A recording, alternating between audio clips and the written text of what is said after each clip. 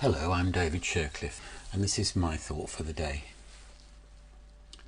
I've never really been someone who has paid much attention to saints or other heroes of the church outside the Old and New Testaments.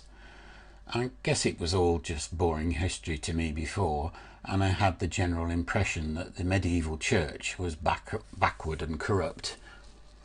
Plus, it was never taught at Sunday school, or school for that matter. I think it is because I am now in my 60s and gained a bit of experience of my own history that my interest in church history has grown.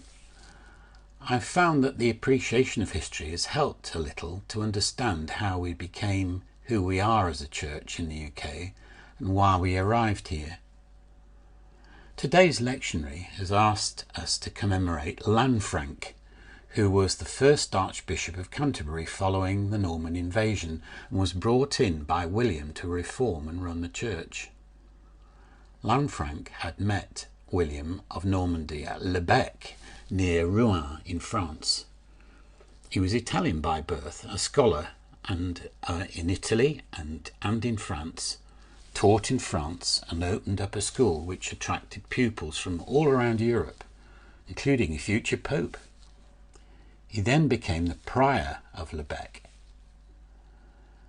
They had had a dispute about the suitability of William's proposed marriage, but resolved this amicably, and William was impressed with Lanfranc's clear thinking and integrity, resulting later in William appointing him the first abbot of a new abbey that he had built in France.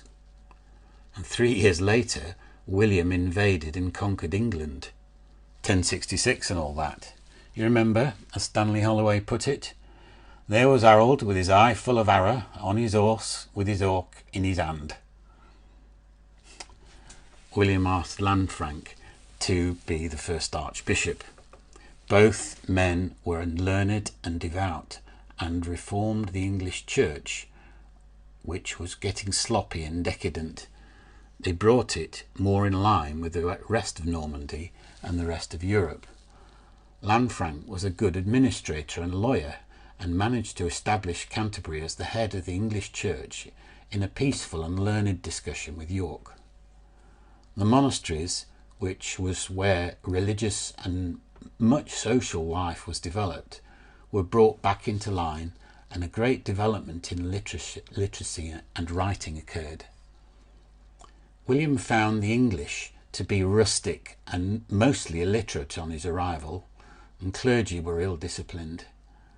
The Normans gave England greater access to learning and much greater trade through Europe. Great cathedrals were built. Most importantly, in my understanding, was the free movement and shared learning of scholars throughout Europe, where open discussion and shared ideas were developed. The freedom of movement was the precursor to the invention of universities, where scholars were safely encouraged to study natural philosophy, or what we now call science. Lanfranc encouraged his pupils to think openly about God and use clear reasoning to try to form an ontological proof for God, in other words, not just unsupported belief. For example, the use of outside evidence or logic, noting things like the order of the universe as proof of our Maker.